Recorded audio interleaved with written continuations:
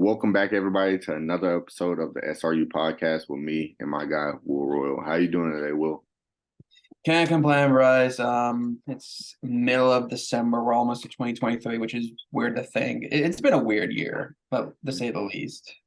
We've seen a lot of weird things happen in sports. Yeah, Alabama not making the playoffs.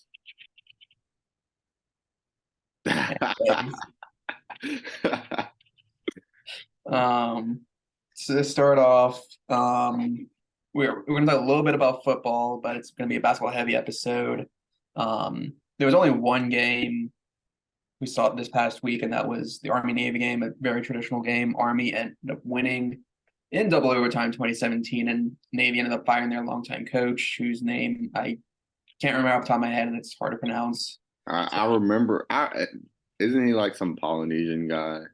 Yeah. I remember him from the season when Navy got it back in the day in high school.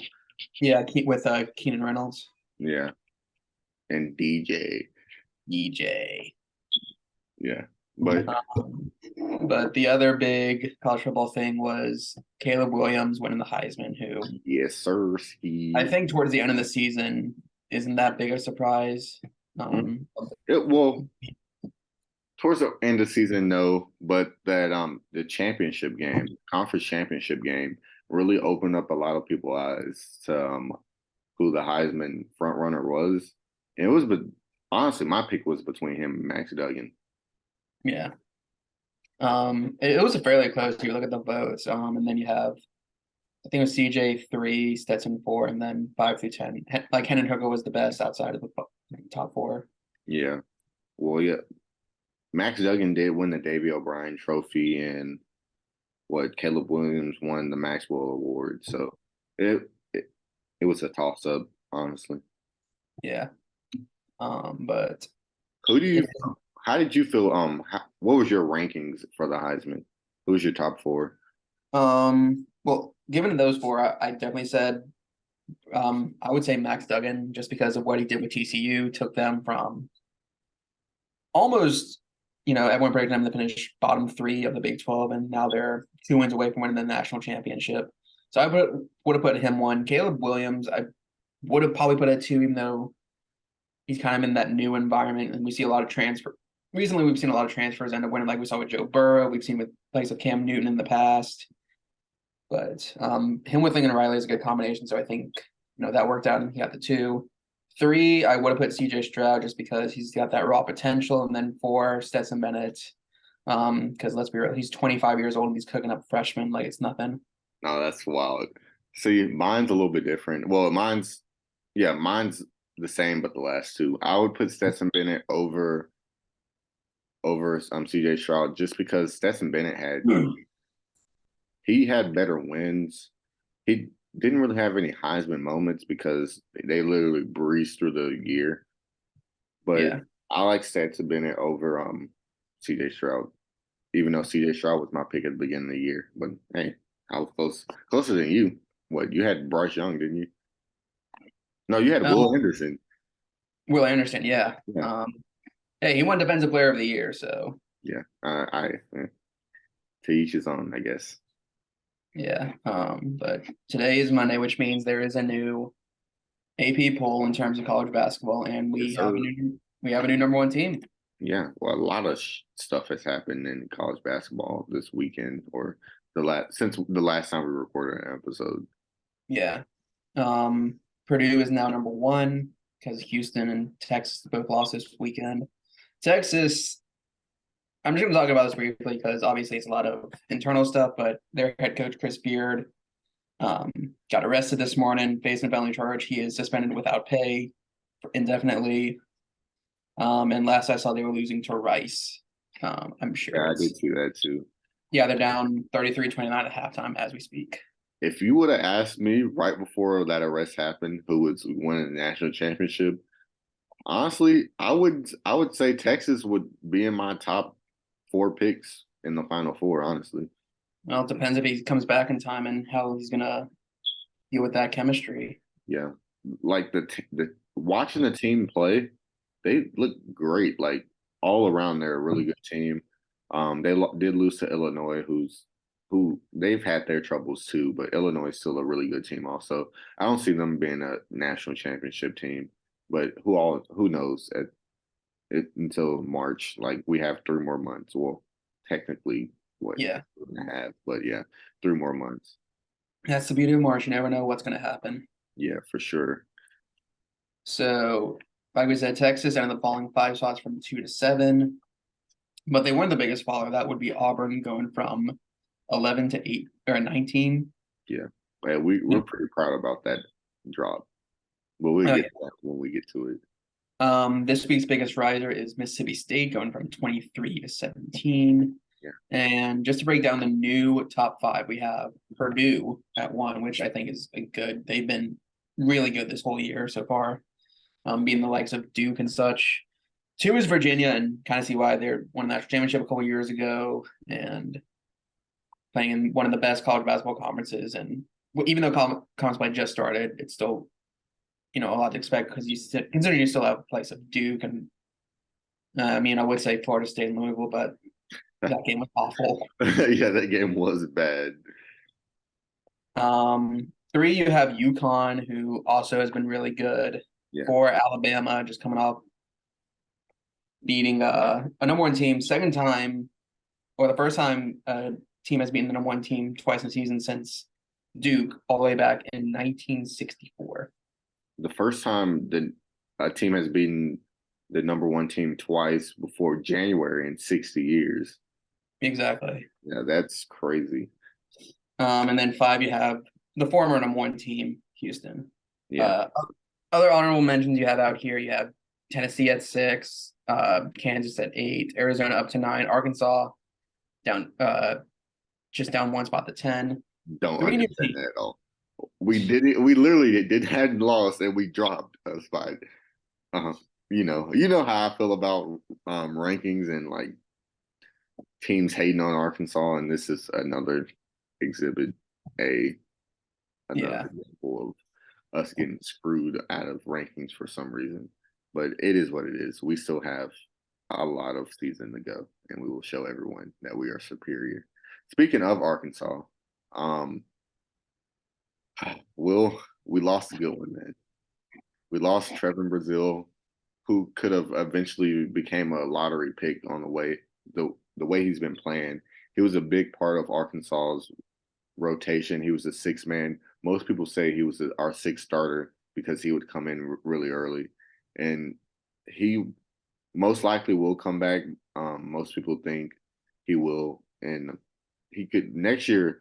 Literally, he could be a top 5 pick next year. He has the size, the strength, and the speed to be a great NBA player. And hey, man, I hope you heal up quick and hope you decide to come back for another year at Arkansas, man. But yeah, we can keep going. Yeah, but they weren't the only SEC team to top 10 SEC team now, because you have Alabama. And let me just say, I don't know if you were watching that game, because at the same time, it was right as Arkansas was finishing up their game with Oklahoma, which, by the way,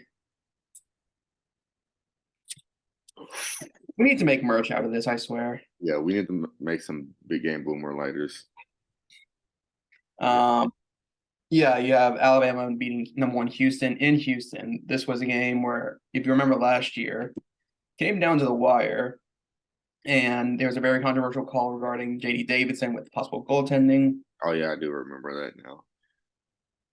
Which we able to leave Coleman Coliseum with a win.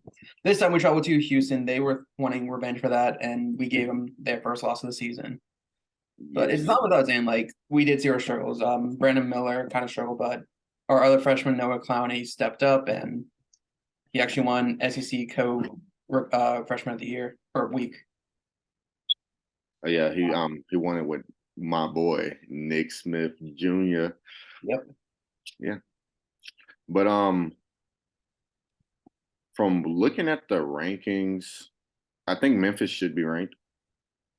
Yeah, they're the next team up right after 25. Yeah. I understand that Illinois has a lot of quality wins, but you can't have a 3-loss team like Illinois and Gonzaga. They both have 3 losses. They should be on the outside looking in. Yeah, but with I'll say this about Bama, and then we can move on. But Right? Bama has a tough gauntlet ahead. Yeah. And this was the first step. We have Memphis, or by the time this episode comes out, Memphis tonight.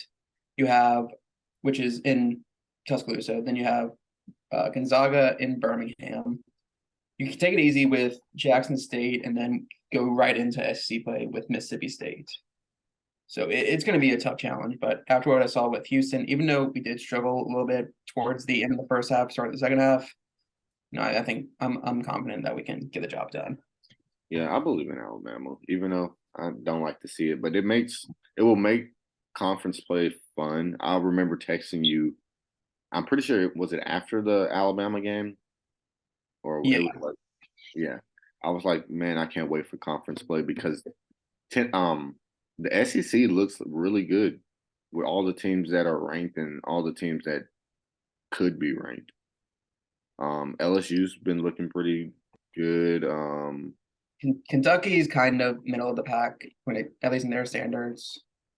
Missouri just got their first loss to ex-rival in Kansas. They got whomped by Kansas. Yeah, but it's Missouri.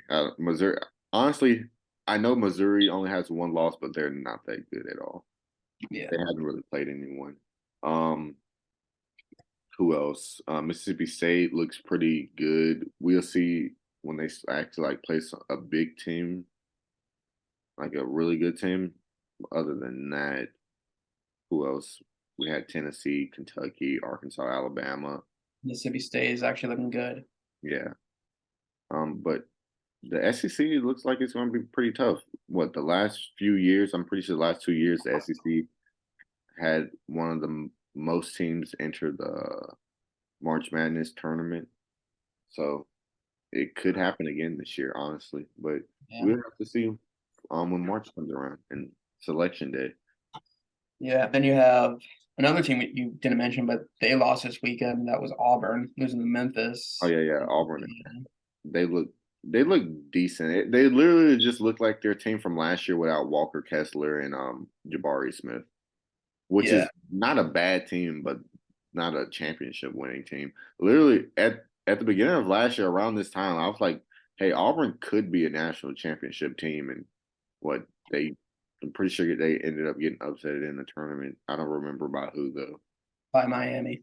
Oh yeah, it was Miami. Yeah, but I remember watching that one, and I made that right prediction of losing in second round to Miami. I don't think I made that. I think I had Auburn going at least to the Sweet 16. I knew they were a joke. Anyways. Well, that's because you're an Alabama fan, but that's besides the point. Yeah. All right. Let's go into the.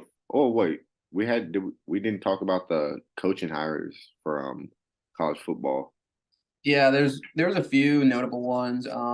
Louisville bringing in one of their former alumni, Jeff Fromm. He's coming out of Purdue, so Purdue's still looking for a job. I suggest our offensive coordinator. He's on the market if anyone's looking.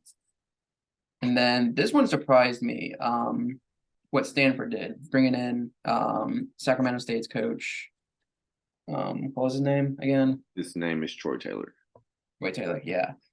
I mean, I get that since Sacramento State had also just ignore the people outside my apartment. Yeah. Damn, I lost my train of thought. You said we're talking about Troy Taylor and how.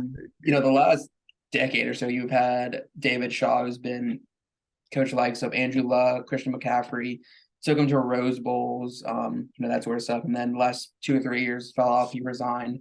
So you're expecting kind of like a good hire, and then you bring in FCS level coach Troy Taylor, who has never coached at this level, especially a Power 5 school like Stanford. Yeah, well, he did. I get what you're saying. He did really dominate this year with Sac State. They were like first place for a long time in FCS. Oh no, I think they were number 1 seed, number 2 seed. Yeah, they were. I'm pretty sure in either one of the Dakotas where South Dakota State was number 1. Sacramento State was 2. Yeah, and it's kind of weird that they were 2 also because they were literally undefeated, number 1 for half the year. I'm pretty sure, and Yeah, and they were in the same conference as the Montana schools. Yeah, but they did end up losing, and you said the quarterfinals, or Yeah, it was the quarterfinals, which yeah. was this past weekend. Also, the FCS championship is in Frisco, Texas, which is literally like 15, 20 minutes away. It's going to be at the Dallas Star. So, Yeah. hey, maybe I'll pop up. Most likely not, because your boy is busy. But we could probably talk about it when it happens. Yeah. What else? In terms of other upsets, we kind of run through these. Like we have, like we mentioned, Illinois beat Texas last week. Yeah, I And watched that game. It was a pretty good game. I'm pretty sure that game came on after we filmed, or it was going on when we filmed our last episode. yeah, Yeah, I watched that. It was pretty good. Towards the end, um, Illinois ended up getting like a 5 point lead and getting the ball back, and Texas tries to foul them, and Illinois hits their free throws, and the game gets out of hand a little bit. But Illinois, they look good from that game, but we'll get to what happened literally their next game on Saturday. But yeah, Illinois beat Texas 85-78. yeah. Only for them to come up short against Penn State, who Yeah. is not really much of a basketball school in terms of. But apparently Penn State's been looking real good from what I've heard from the college basketball world. They look like they could be a contender when it comes to March Madness. Yeah, and then you have another Big 12, Big 10 school in Iowa upsetting in-state rivals Iowa State. Iowa, I kind of forgot about after Luka Garza left, because he was basically their only source of points 2 or 3 years ago. Yeah. And Iowa State has been, apart from COVID year, they've been a decent team. Yeah. Hey, Iowa. Well, Luka Garza, he was there like 2 years ago. Yeah, He's been looking good in the G League. He could get called up soon. Get him a little two-way, but Iowa State, from what I remember as growing up, Iowa State's been more of the basketball school than Iowa. You remember, Will, one of our seventh grade teacher, one of her nephews played for Iowa State. I You thought, know, it was, I thought it was at Minnesota. no, it was Minnesota. I'm tripping. Andre Holland, yeah. Yeah, Andre Holland. But, I just always remember Iowa State being a better basketball school than Iowa. Iowa's always been like the football school in Iowa. Yeah. Hey, the state of Iowa's been catching dubs lately. They had Max Duggins in the Heisman final, came number 2. Brock Purdy just destroyed who did they just play? The Bucks. Yeah, destroyed Tom the Bucks. Brady. Poor Tom Brady, my guy. Should have retired and would have kept the supermodel alive. That's not 100% true, but we're gonna go past that. Oh yeah, but yeah, the state of Iowa has been catching some dubs lately. Wisconsin upsets number 13 Maryland 64-59. And another game, the game we've been waiting to talk about since this podcast started, your hometown, my adopted hometown, Memphis upsets number 11 Auburn 82-73. Yep. Will, honestly, I know that Penny's has had some great teams and great recruits on great teams, but this actually looks like his best team that he's had, the 3-4 years he's been there. Just because this team is more put together, they have better chemistry. There's not like one huge star other than Kendrick Davis, who's been literally carrying the team. But I like how this team is flowing, and they don't lose games that they should blow out teams by. What their losses this year were Seton Hall from a heave from like full court or 3/4 of the court beat them. And what was their other loss? St. Louis. It's an early loss, and St. Louis is usually a pretty decent small mid-major school. Yeah. I like this Memphis team. Memphis is undefeated when it comes to playing SEC teams, and they have a SEC team coming up next. Will, your Alabama Crimson Tide. Yeah, and then right after that, they have Texas A&M, so that's 4 SEC teams. Yeah. But yeah, apart from Kendrick Davis, who great recruit coming out, stealing him from our conference rival SMU. And then we have our 5th year Alex Lomax, who actually had a decent game. Surprisingly, Jesus Christ. If you're a real Memphis fan, then you kind of struggle with him since. Yeah, don't get me started. Don't get me started on talking about Alex Lomax because that's a whole episode by itself. Yeah, but other than that, and then on top of that, you have DeAndre Williams, who's been in the team for a couple of years. He's been on the team for 2 years. He's been in college for a whole decade. He's about he's basically Stetson Bennett 2.0. No, he's worse than Stetson Bennett, man. Like, how old is he now? I'm pretty sure DeAndre Williams like 26, 27. Like he's pretty old. I actually want. I'm gonna let you keep going with this episode. I'm about to look up how old that man is because that's literally one of my jokes. Yeah, and then on the bench we had Keontae Kennedy, who put up a solid 9 points. But other than that, most of our scoring they come from Kendrick Davis, and then.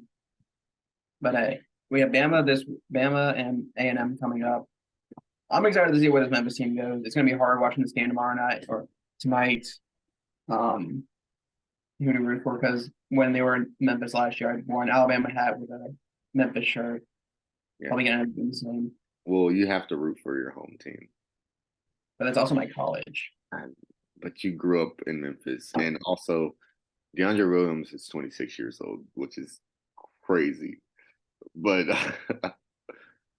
yeah, this man has literally played minor league basketball, G League basketball in college. Basically, because that means he would have been he's been in for 7 or 8 years now. Yeah, that's crazy. I hope he has 2 degrees by now. He's working on his doctorate. Yeah, he needs to be. But honestly, let me ask you this question: is he taking 1 class a semester, 2 classes a semester, or is he actually taking full courses or something? I actually want to know that. He may have just been a graduate and then just cruising on the fact he's playing college basketball. But you have to take classes. I thought it was NCAA rule that you have to be taking classes at a school to. Probably. I don't know. Not that. Do I look like a college athlete to you? I'm not going to start that. Anyways, kind of going back to Big Ten, we had. We already talked about Penn State beating Illinois. Purdue barely scraping by a mediocre Nebraska team in overtime. And yeah, Purdue's now the number 1 team in the country. They can't really be making mistakes like this, especially now in conference play. Yeah. The end of that game was really exciting. This guy from Nebraska hit a 3 and sent it to overtime, but Purdue's going to Purdue, and they're going to turn up a little bit, man, and take this game and win 65-62. But Purdue without Jaden Ivey looks like they don't need him. Yeah, because they have Zach Edey. Yeah, Zach Edey is 7'4". I wonder if I feel like he's gonna be a second round pick, early second round pick. Kind of like what we saw with Luka Garza. Yeah, been a good G League player, probably get called up just because his height. I feel like he probably has to work on his mobility and get a little bit faster, but it's hard to do that when you're 7'4" and you've been playing like that forever. But I feel like if he gets some nice footwork, he'll be fine. I feel like right now he's just scraping by being 7'4" and just easily, dunking on everyone. But Gonzaga's conference rival, St. Mary's, upset San Diego State. Hey, can St. Mary's be a threat to Gonzaga this year again? Definitely. And another one of their conference rivals, BYU, beat Creighton. And what we've seen from Gonzaga, they're not the same team that they were, even though they do have Drew Timme back. But the West Coast Conference, I think there were 3 teams that made it to the tournament last year. I think it was Gonzaga, St. Mary's, and San Francisco. And then San Francisco's coach Chris Colton went off to take the Florida job. Yeah.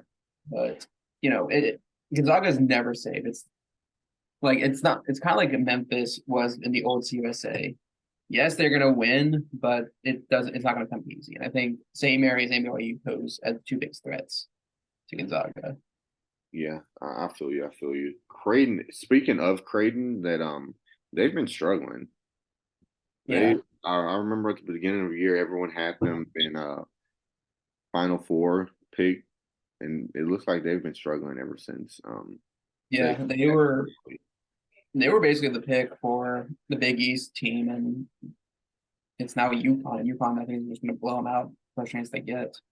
I wouldn't say blow them out. Creighton. I don't have Creighton been blown out this year. I don't think they have, but I feel like they've lost some tough games, and I feel like they have bounced back, and we'll see them. Yeah. Hopefully And then this last game, yeah, our just so you last know, one. just again, as someone who got rejected from Maryland, I kind of find this funny. Maryland losing to Tennessee, but again, when conference play comes around, I think Maryland will be a better part because I think they have what it takes to win the Big Ten. They are going to be against like Purdue, Ohio State, Michigan, that sort of competition. But And don't forget about Michigan State. Even though they have lost a few games, they are still. oh yeah, and Michigan State, like you can't go up against Tom Izzo. Yeah. Yeah. I don't think we have anything else to talk about basketball wise. I think that's good enough for this episode then. But before we go, prayers out to the Leach family. Yeah. As it stands right now, Mike Leach is in critical condition. He's in Comfort care. yeah, comfort care. It's sad to see him because yes, like he is a rival coach, but he is probably like one of the most likable figures in college football. Yeah. If you've ever seen like his old sound bites from when he was at Washington State and at Texas Tech. He was in Front of Night Lights. If you ever saw that, remember that cameo? Was he really the Yeah, movie or the show? I think the show.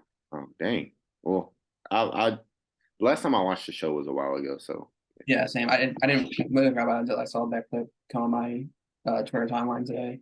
okay. Well, yeah, I'm gonna have to look at that. Hold on. Let me just check, make sure it didn't happen during this podcast. Nope, he's still alive. Oh, what? That's wild, Will. That's wild. Oh my God. I mean, he's not dead. Like, Yeah, I feel you though. But at that note, before anything happens, before Will does something crazy again. I found it. I'm sending you the clip. All right. Thank y'all guys for watching. Make sure you like, comment, subscribe, and see y'all next episode. Deuces. Deuces.